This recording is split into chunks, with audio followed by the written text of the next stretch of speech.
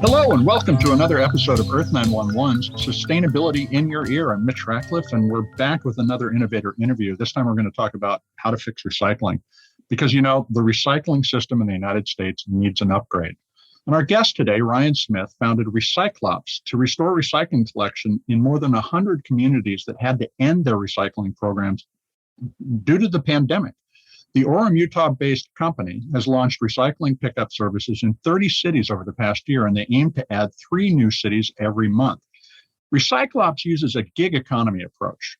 They contract with independent drivers to handle regular pickup routes.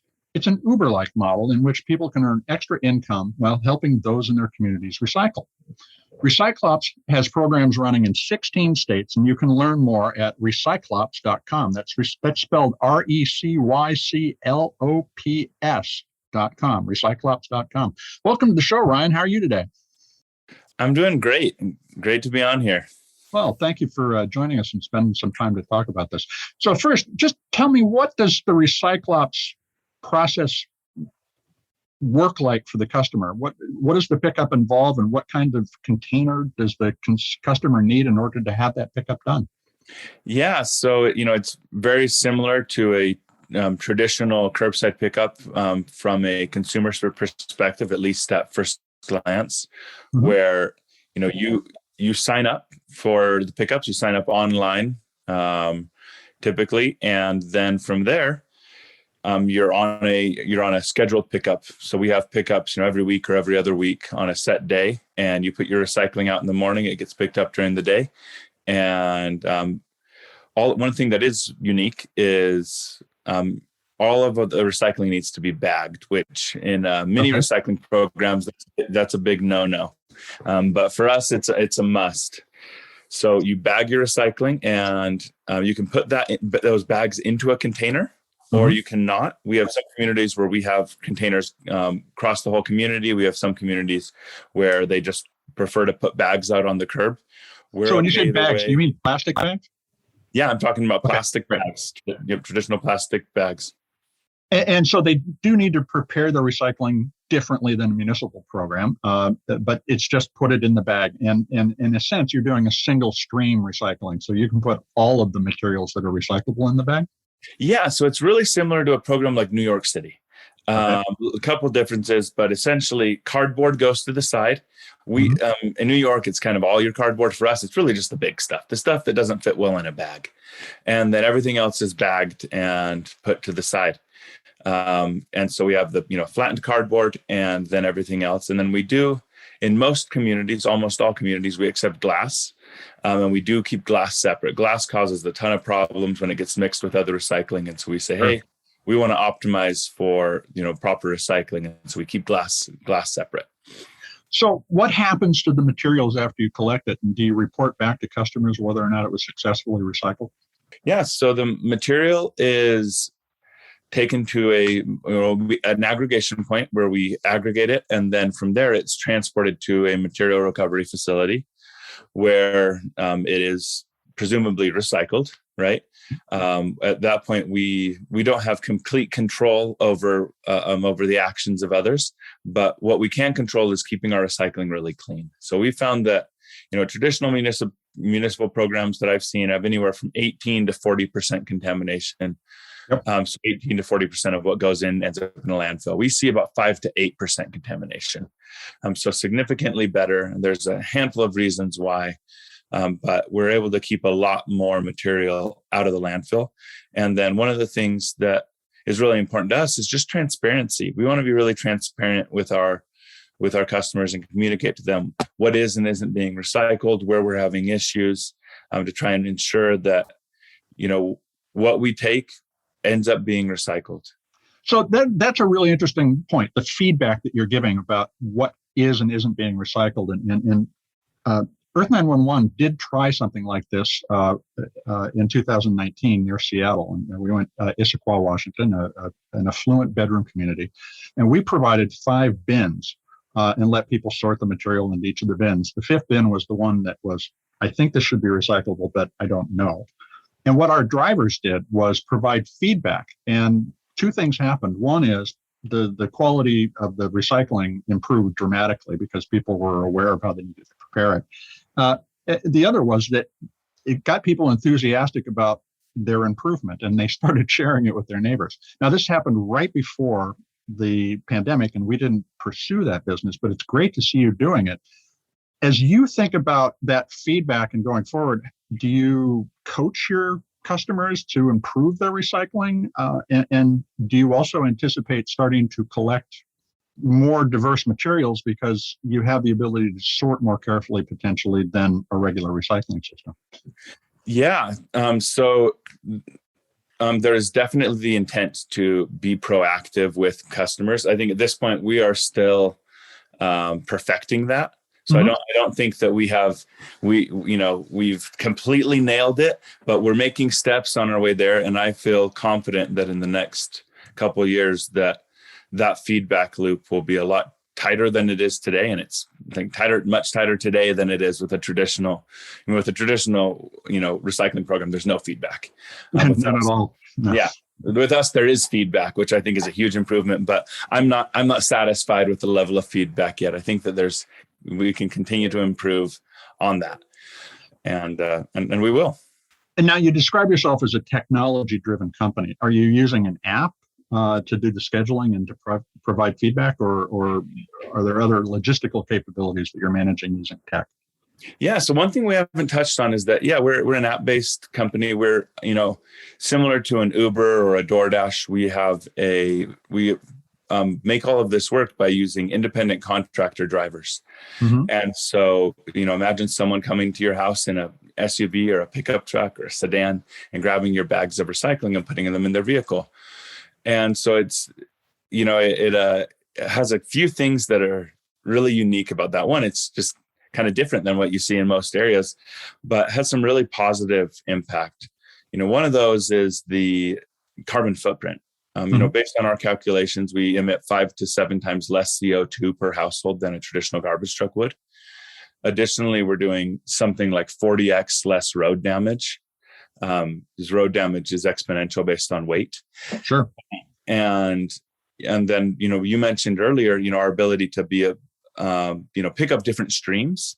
Mm-hmm. I didn't really touch on that, but it's easier for us to keep things more separate, say like, hey, let's do a hard to recycle plastics program, put everything in this purple bag, or let's start collecting textiles once a month, put them in this bag, and we can have the same driver do all of that. So instead of having, 5 trucks picking up different materials, right, we can do that all at once. And that it also enables us to get into kind of go beyond recycling to say, hey, let's do a reuse program. Let's take gel pack, like ice packs, gel packs that you're getting from a food delivery company, and let's take those and let's, get them back to a food delivery company where they can sanitize those, wash those, and put them back out for use. So suddenly, instead of that being put in a landfill or you having 20 of those in your freezer that you don't know what to do with, there's a program. I have 20 of those in my freezer because I can't do anything with them. That's great. That's a great idea. Yeah. So we've actually been doing that in partnership with Imperfect Foods. They've built a program, a take back program for insulated liners, a hard to recycle, kind of bubble wrap silver bag that keeps the food cold, and the gel pack. And, a lot of credit goes to them for really helping innovate on that, and, a handful of other partners. But it's been so cool to see that. Now, how do you coexist with a municipal recycling program? Could somebody, recycle with the program, but sign up for glass recycling because it's not available from the city with Recyclops? Yeah. So we kind of go after, 2 different market types. One is, both of them are underserved. One of them is completely underserved. They don't have any recycling. That's going to be about 60% of apartments in the United States. They don't have recycling collection. And then about, 34 million single family homes that are on the outskirts of urban centers and getting into rural that don't have any recycling. We go after those. It's a huge portion of the population between the apartments and the kind of outskirts of urban center, rural population. It's 50 million households, 38% of homes in the US. So daunting, the number of people who just simply don't have access. But then you have places like Nashville, Tennessee, they don't have glass recycling. Right. So Recyclops goes in and offers a glass program. And our hope is to start offering a lot more programs like that go into more of these hard to recycle materials, and then really give us an ability to work in municipalities that are doing recycling, but there's gaps, which is pretty much every municipality. Yeah, as I said at the outset, our recycling system really needs an upgrade.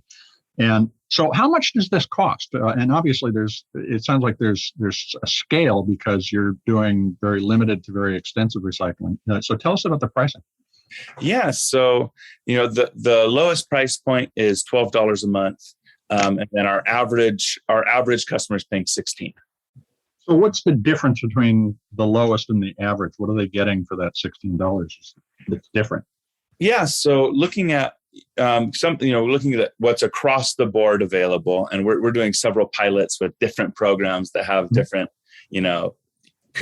kitchen composting programs and textile recycling programs. But looking at kind of the basics and stuff that we have everywhere that we operate, it's pretty simple. It's, do you want to recycle glass or not? We always treat as an add-on, because some homes produce a lot of glass, some homes don't produce hardly any glass, and so glass is always an add-on, and then you can choose whether or not you want weekly or every other week pickups. And right now, that is, those kind of differences are the main contributors to price point. But then, as some of these other add-ons, those are other factors. So, textile recycling, we're doing more and more of those types of programs as we expand. Can you earn revenue off of the materials themselves, or by partnering with brands to create branded pickups? And we'll talk about Glad in a few minutes. But you have some brand relationships. Are you thinking about using these services to building services based on brands paying for you to support their customers locally? Yeah, so definitely to kind of all of the above. So looking at there's certain things, like right now, one of the brand partnerships that I'm really excited about is there's a company called Diaper, DYPER. Mm-hmm. They make a compostable diaper, bamboo based. Typical, your average diaper, from what I've been told, has as much plastic as 2 plastic water bottles. Yep. And Diaper has made significant strides to vastly decrease that. And so they have a diaper composting program, and traditionally it's been a mail back program. So people gather diapers for a month, put them in a box, and mail them, which just seems, I know, it seems nuts. And so, but lots of customers are doing it. Pretty good adoption rates, and people are paying, to even participate in that. And so Diaper reached out to us and said, "Hey, we think that there's a better way to do this, and the way that you're kind of doing your regular recycling pickups, we think would work for this." So we said, okay, that's, this is a little more icky than what we're used to picking up, but let's try it. Mm-hmm. So we ran a pilot.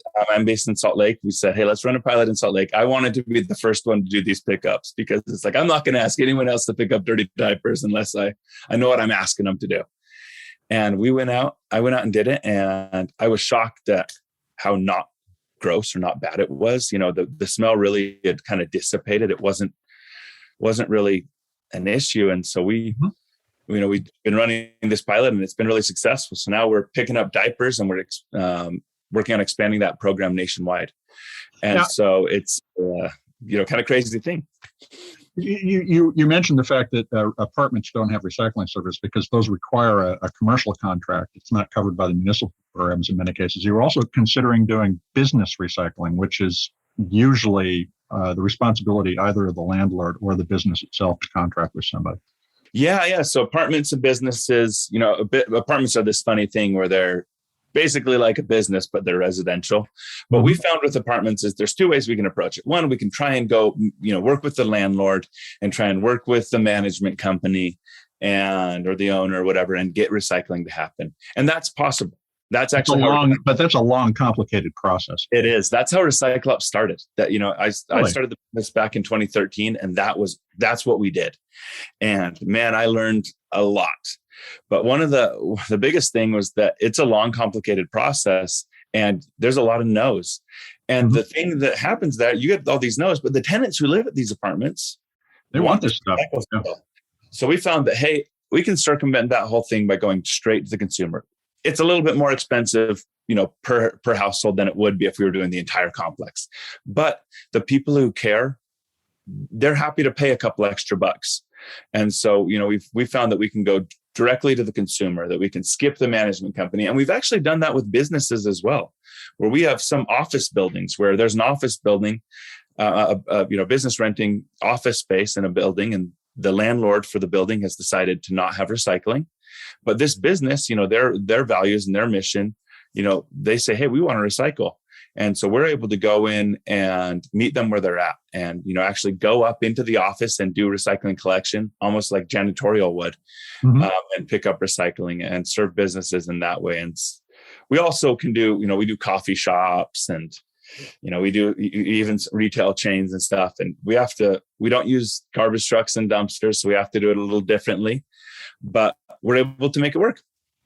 Now, this is really interesting, but let's talk a little more about the data that you're collecting too, because as I mentioned before, you do work with Glad, the maker of plastic wrap and bags, to help them drive innovation in their packaging. So how does your information help them think about changing their recycling process and what they can offer? Yeah. So some of the things that have been so awesome with Glad, I mentioned earlier, we use plastic bags for our collection. And we've found as we've done some pretty deep dives into the life cycle assessment and really understanding, hey, what's the lowest impact option? Should we use a reusable cotton bag or poly bag? Should we, what's that? And as we have, done a dive into that multiple times, the answer always comes back that the lowest impact thing we can do is use a single-use bag that uses as little plastic as possible, and then to make sure that bag has a proper end of life. Well, so let me drill in on that just a little bit, because I think I know why this is the case, but let me see if I understand. The plastic bag, because you can recycle it as compared to the cotton bag that you would reuse, for instance, which involves washing, water, energy use, and redistribution, requires more. Go ahead. Space. Land. You need machinery. You need like all of these things which have carbon footprints. Every piece of it. Right. Okay. So that makes sense. So the plastic bag is the most efficient way for you to capture the material, recycle both the bag and the material, and that's a closed loop instead of an open loop like the cotton bag that requires several additional steps and more carbon. Yeah, and it's kind of funny because oftentimes we are really trying to optimize for the environment. We're saying, hey, what's really the best thing? And sometimes what's really the best thing doesn't look like the best thing. Like from a consumer's perspective, they're like, man, I wish this was a reusable bag. And it's like, I wish that too, but I know that this is actually better. And so there's a communication gap that, sometimes it makes us not look as good to our consumer when in reality, we're really trying to do what's the right thing for the environment. But that's one of the reasons why we partnered with Glad, actually. Glad is better than anyone else in the world at making plastic bags strong but thin. So they use less plastic, but have the bag be just as strong or stronger. So we actually, when we switched to using Glad and created a partnership with them, particularly it was all our bags, we saw significant decreases in the amount of plastic that were used in the bag. But in our glass bags in particular, we had thicker bags for glass to help make sure that we were protected. Right. We cut that in half by using Glad and didn't lose an ounce of strength. And so that was really exciting. And then the other piece of the puzzle here is really closing that loop where we can, we're working on a program where we can take all of these bags that we're gathering, because we still have control of these bags. We distribute them to the consumer, but we pick them back up. Right. And so we're working with Glad on, truly closing the loop where those bags not only get recycled, but they get recycled back into these bags. So when just to clarify, so you drop off a bag when you pick up a bag? Is that how it works? We drop off a roll. So we give people a roll, an annual roll. And so they have a year's worth of bags. And then as we pick them up over time, throughout a year, and then when they run out, we give them more bags. Okay. And in terms of Earth 911 has the same opportunity. We know a lot about the recycling patterns in the United States and can tell brands that, your product can't be recycled in all these places, but it can be recycled here. How do you envision taking your view of the market and educating brands about how to reduce their use of packaging that can't be recycled, as well as improve the recyclability and access to recycling nationally? Do you see, as we adopt extended producer responsibility laws, which require they pay for recycling the packaging they make, do you see that changing this environment and Recyclops plant becoming a key player in the flexible recycling system that we will eventually have? Yeah, I do. It's really interesting because there's a lot of different ways to approach it as you look at some of these challenges. Brands have this problem where they're looking at, sometimes you have these flexible pouches, these multi-layer film pouches, right, that when you look at the overall carbon footprint to produce that and versus a more rigid like bottle or jug or jar, the flexible package is actually a lot lower impact. Mm-hmm. And brands, when you look at like, hey, at what rate are things being recycled? It's easy to justify that. But at the end of the day, you're basically sending something that doesn't have any chance of even being recycled. Right. And so as brands are looking at this, I think having a more flexible collection system creates the ability for brands to, truly optimize for impact instead of, having to choose between kind of impact and recyclability, and, hopeful impact. And so, I think that brands should optimize for the environment. And it's a tough question whether or not that means they should optimize for things being recycled, or they should optimize for using as little material as possible. But, as they make those difficult decisions, we want to be there to kind of coach them and help them create these programs when they choose that, when they feel like, hey, the best thing we can do for the environment is using this, flexible packaging pouch, that we're there to say, okay, let's build a program to make sure that doesn't end up in a landfill either. So how big do you envision Recyclops becoming? Is this a national solution? Is it a component of a national solution that involves overlapping recycling systems? Can you describe what a more optimal recycling system in 2030 should look like?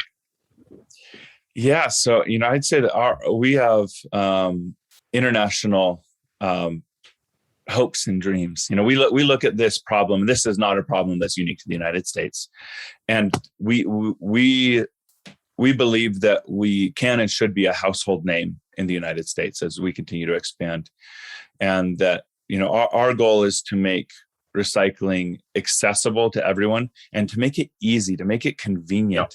To make sustainability not something that you have to go way out of your way to participate in. And that's what we're hoping to do. And so we want to, be an option for people in any municipality in the country and beyond, where someone can sign up for recycling. And this can be, funded by individuals choosing that, like, hey, I want to participate in this, but also it can be funded by brands as we do more brand partnerships where the brands are really doing that. And the brands can benefit, like, Glad can get feedstock for new bags, and they want to use post-consumer recycled material, but it's hard to come by. And then also, they're able to, meet their goals as a company, their sustainability goals, and consumers are able to, be a part of that impact. Well, so in addition to the ability to recover the materials, which you are doing, do we need a more distributed recycling infrastructure where we are able to process materials and then reuse them closer to the consumer? Because we can ship stuff halfway around the world just to make the first step in a recycling process now. Well, most definitely. I mean, one of the big challenges that you run into in recycling is just economies of scale. You need a lot of one thing in order to make it efficient to recycle it. And that's been one of the biggest hindrances for, a lot of these plastics where it's like, there's all these wonderful innovations, and plastic is this miracle material. But there's so many different types of it that it becomes this, smorgasbord, and it's hard to make work. Yeah, it's an intractable system, actually. Yeah, it's tough. And you look at this, and people want to recycle. People want to do this, right? But it's like they don't even have a choice. There's not even really an option. And as innovation has happened, the end of life has not been something that's been thought about. And so I think that as innovation continues, and we're already seeing that the end of life is being considered as new plastics are now invented. And there are, innovative solutions to try and capture, saying, hey, what can we do? It's so almost impossibly hard to capture and sort and do all this with all these different types of plastics. What solutions are there where we can, bundle things, where we can take, hey, let's take all of these hard things together, and what can we do with them? And I think that people are innovating in that, where you have companies like Continuous Materials who are making roofing out of that, and out of different plastics. And it's like, oh, hey, that's not. And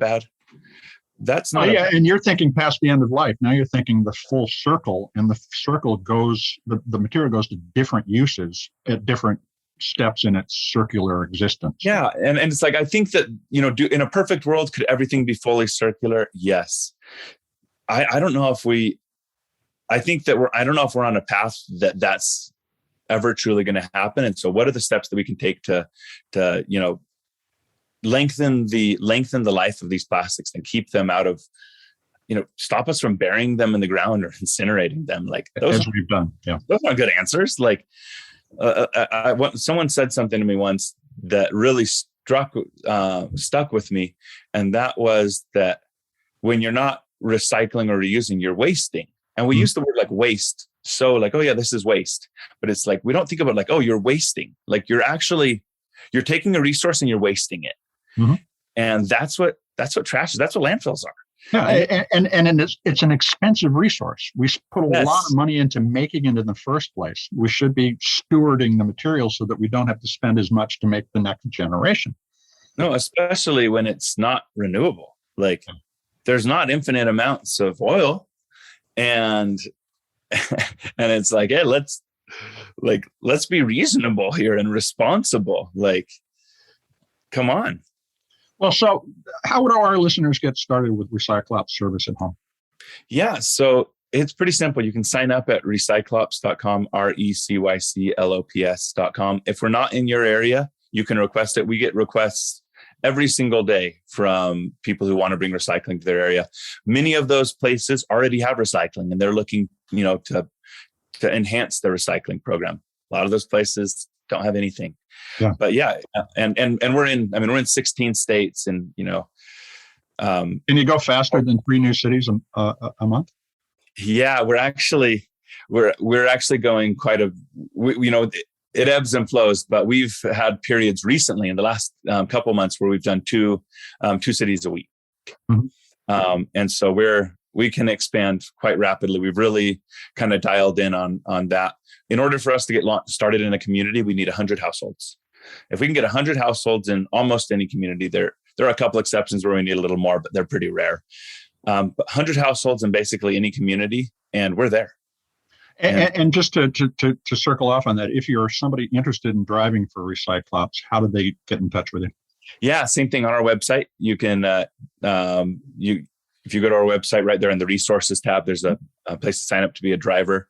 The average driver makes $25 an hour. They are paying for their own vehicle and wear and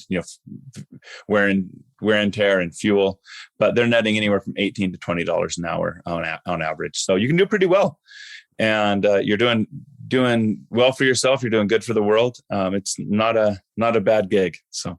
Well, Ryan, I want to thank you for taking some time to talk with us today. It's been a fascinating conversation. It's been great talking with you as well. Really appreciate it. We've been talking with Ryan Smith. He's the founder of Recyclops. You can find them at recyclops.com. And again, we'll spell it out, RECYCLOPS.com. Folks, if you're thinking about how to recycle and your community is struggling to do so, this is an interesting option. You may even want to consider becoming a driver and recruiting those 100 families to start to recycle so that we can drive a new flexible recycling infrastructure in this country. This is going to start from the bottom up, grassroots change, both in terms of people asking for better solutions and individuals working together to create those solutions, is the path out of the madness of our industrial, wasteful system.